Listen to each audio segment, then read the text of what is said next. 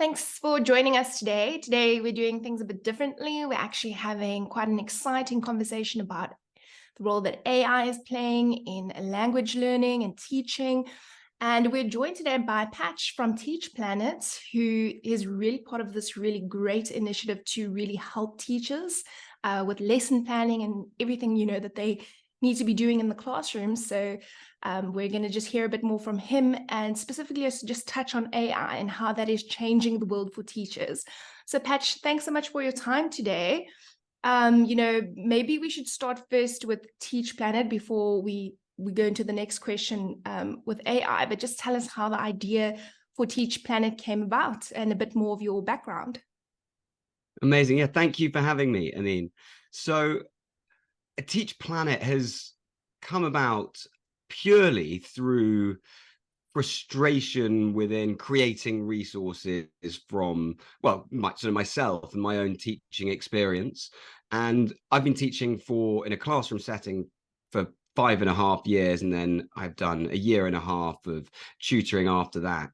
And I think one of the main things that I really struggled with when I was teaching was just everything that you do is incredibly stressful. You're overwhelmed, you're stressed, and there's a huge amount of balls you need to continually juggle. And especially as a young trainee teacher, also having to deal with all the classroom management, it became too much. And after 5.5 years, like many other teachers, I burnt out and I had to leave the industry, take a little bit of a break. And then when ChatGPT and AI reared its head, a friend and myself were talking. We were talking about the opportunities, the implications of AI, and all the benefits that AI could bring. And my friend Alex, who's the co-partner, he's an absolute genius. We had this very short conversation, and a week later, he'd mocked up a user interface that plugged into a large language model, and we could suddenly start automating lessons, lesson plans, and begin to export them to PowerPoints. And my mind was completely blown. And we'd sort of bypassed that training that you need to do when you're learning about AI, to go through the prompt engineering, to make sure everything's pedagogically sound, to make sure your lesson isn't hallucinating, all of those things that we experience with AI. We're in a very roundabout way, in a bit of a messy way, we built a prototype that seemed to bypass a lot of those things. And that was super exciting. And from that, we decided to take this project a lot more seriously and try and build a community of teachers and try to build out the features that we thought would be most valuable for teachers and tutors. Yeah, you've touched on AI now. Let's talk a bit more about that. I know some people have done their research, they're using it, very excited about it. A lot of people may be quite fearful. Some are even hearing about it for the first time. Because honestly, I have conversation with some people and they're like, what? So how do we navigate this new world of AI, and specifically when it comes to teaching, and how do we know what to trust and what to do? Yeah, I think it's a great question. I don't actually know the right answer or the correct answer, but I think there are a few facts that we need to take on board. And one of those facts is AI is here to stay. It is going to be a part of our daily lives. And hopefully we can incorporate it into our daily lives as a positive, and not focus on AI being a replacement for teachers. I don't think you can replace teachers. I think there's this intangible magic that occurs when you are teaching a lesson or tutoring one-on-one that AI or an AI bot can't replicate. And there's a really fantastic example that I take from an advertising genius called Rory Sutherland. And he was sort of posing this parallel with a pill in the 1980s that was created by Silicon Valley, and it was the Silicon Valley lot who said we can replace eating by creating a nutrient efficient pill, and that's going to make eating way more efficient, and no one will have to spend time eating, and therefore we're going to make everyone's lives 10 times more efficient and more productive. But the huge problem with that is eating has so many sort of cultural, well, so much importance culturally, and to sit down and talk over dinner, there's a lot of social aspects that come with that, and a lot of advantages that aren't actually related to the nutrients of the food that you are eating. Also, eating is a delicious thing to do. It's a pleasure to have, and I think the same argument can be used for teaching an AI. AI has all of these incredible benefits to make our lives easier. It can automate content, it can automate resources, and it can do that in a really structured, expert way. But what it can't do is deliver that information as well as a really highly qualified teacher. And I think that's the really important thing to focus on. We can make teachers' lives easier. We can do 90% of the grunt work with these tools, but these tools are not going to replace teachers, at least not for now, I don't think, because of that intangible magic that a teacher and their class or their pupil or their student has together when they're actually learning. Yeah. So talk us a bit about where TeachPlan is at the moment. I know you guys are obviously still going to fundraise and you're busy building the app. What have you done so far, and what are the plans for the future? So at the moment, we're at a bit of a crossroads at the moment, because we're sort of in a game against some really big I don't know if competitors is the right word, but there are lots of companies and lots of individuals who are trying to solve this problem, and it's a really important problem to solve. And whoever solves it really well, it's going to do a lot of good for teachers in general, which then has all the repercussions of benefiting learners. Where we are is we've created a community on Discord of English language teachers from all over the world. A lot of Latin American teachers, a lot of teachers in Southeast Asia, and some European teachers as well. And we are sort of developing that community and making sure that any updates or features that we add to Teach Planet are in line with what they find valuable. So we have a small Discord community where we're constantly sort of engaged, we're chatting to each other, we're learning about each other's lives and what could further enhance our teaching lives. And then in regards to the app, we've got to our third prototype, where we have a really easy to use input box where you input all your learners' needs, your teaching environment, the subject you're going to teach, the age group, etc. Then the teacher gets to input the activities that they want, and then after that we then generate the content. And we've got sort of just under 1,000 users who are using it in varying capacities, and it's really exciting. Starting your own app is the first app that I've started, and it's incredibly rewarding and satisfying to see users from all over the world using the app, finding value from it. I think moving forwards to compete with the other players who are creating tools like this, we probably would need some form of funding in the next 6 months to be able to further develop the correct features and to make the app as valuable as possible.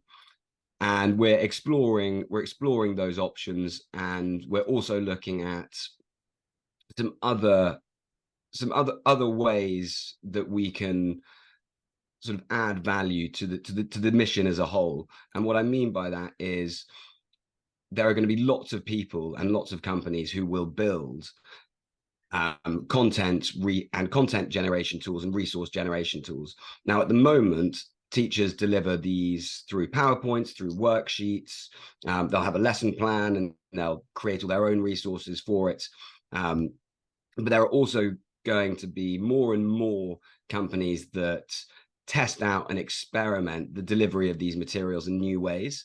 So it might be a lesson in virtual reality or a lesson in augmented reality. And there are various ways you can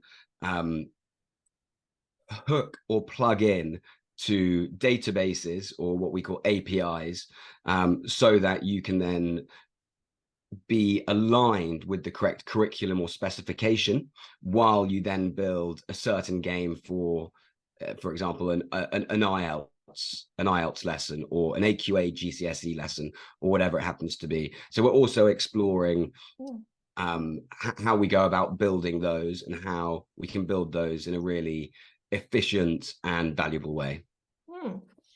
And you say obviously you already have built this community. There is so much value in having a community like that of teachers. Something that I just thought about while you were speaking, teachers, I think a lot of them will be so open to this because, like you say, it just makes things for them so more efficient, helps improve the quality of lesson planning that they're putting out to their students. So if teachers are open to this, do you think the schooling system, the education system is open enough to this kind of change?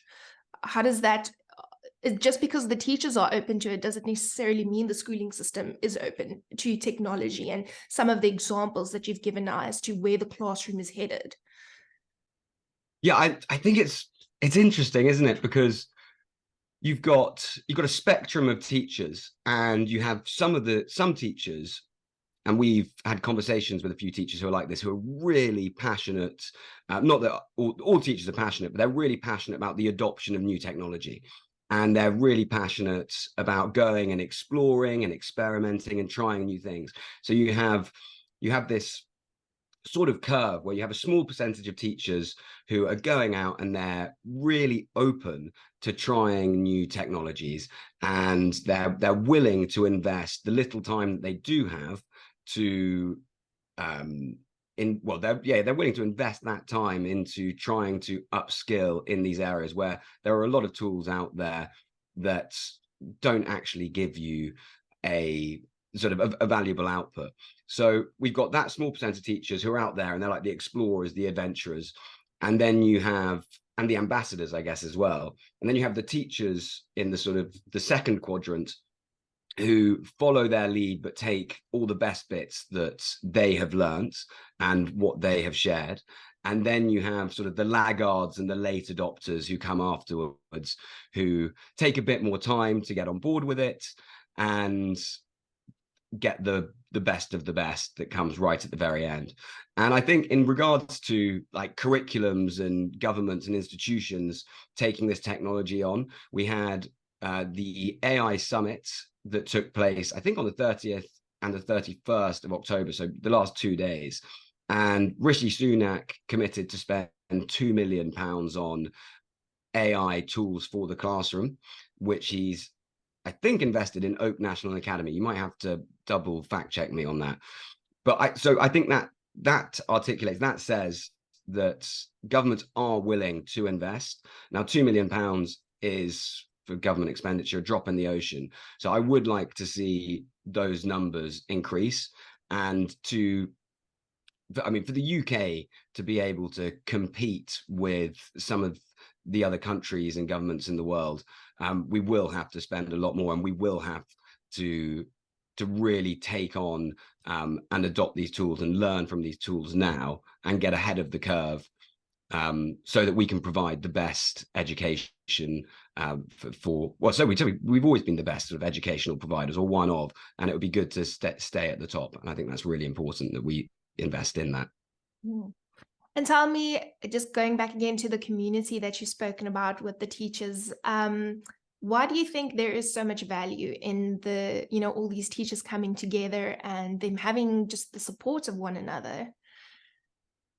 Yeah, I think I think especially if you're a tutor, um, you miss out on a lot of things that a private company or a school institution provides. One is you miss a staff room, so therefore you can't share the wins that you have in the classroom, which is really important. You also can't vent about the hardships, the obstacles that you occur on a daily basis. Sorry, that you incur on a daily basis. So to have a community of tutors who are in the same position, who are going through the same daily sort of routines as yourself, it's so valuable. And we can see that on the Discord community that we've got, which is very, very small, that there are lots of tutors who are chatting to each other. They're giving each other advice. They've gone through similar situations. They know certain places to go to either get better resources or to get advice. And I think that's just incredibly valuable. It's something that the tuition market misses. But I also think when you're at a school, you're then in quite an enclosed environment. You have to go and teach by the school's well, sort of what the school believes is the right teaching methodologies.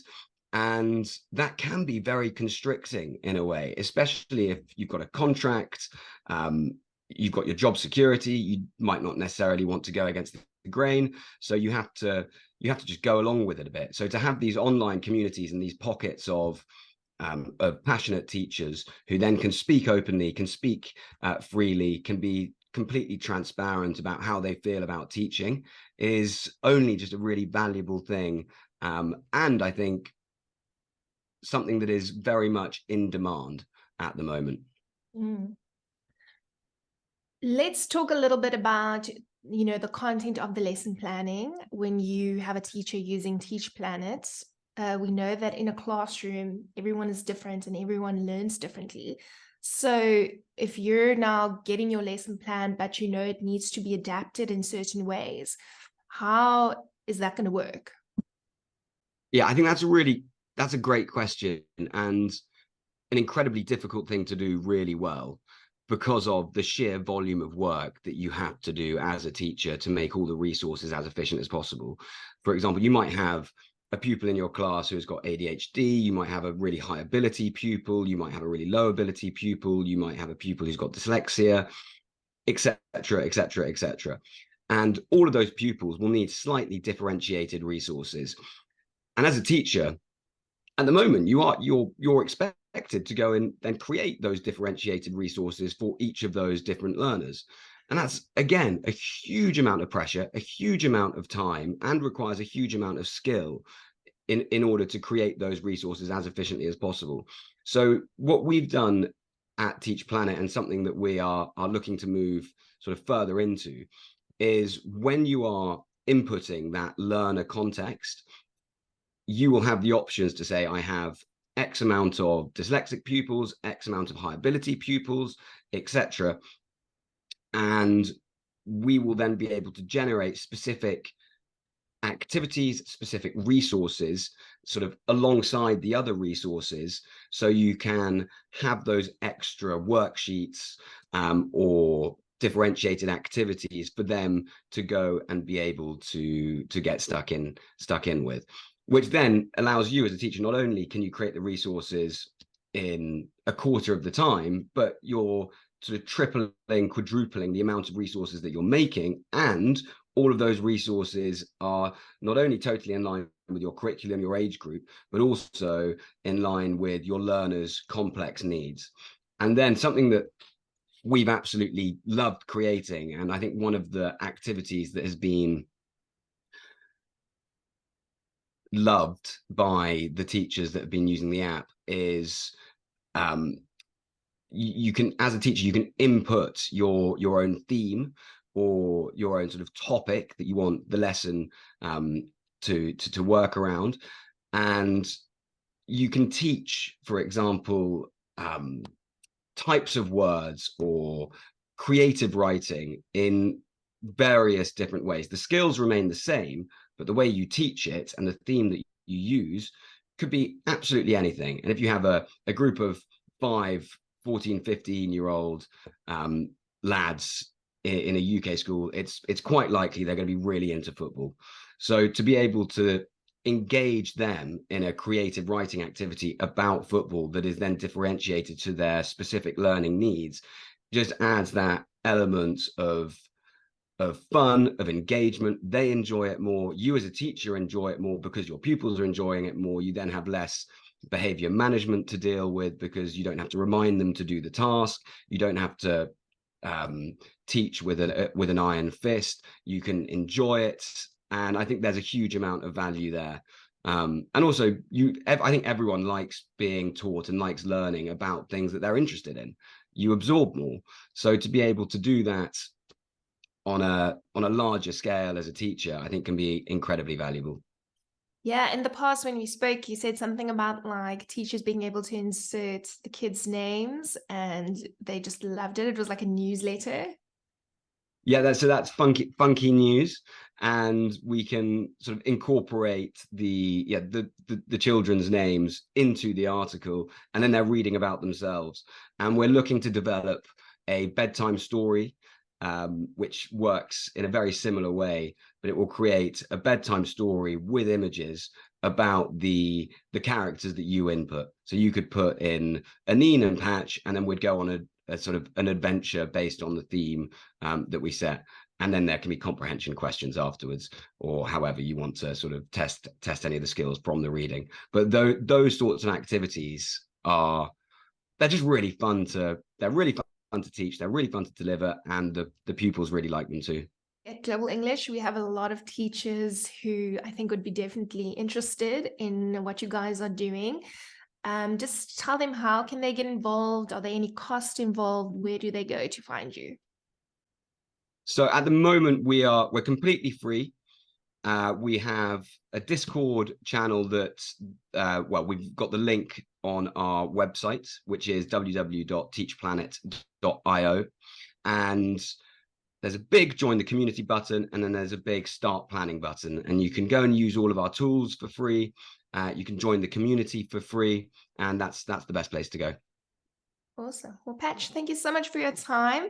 And it really is exciting to hear what you guys have been up to.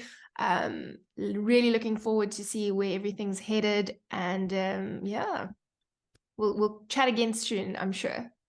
Absolutely. Anine, thank you very much for having me.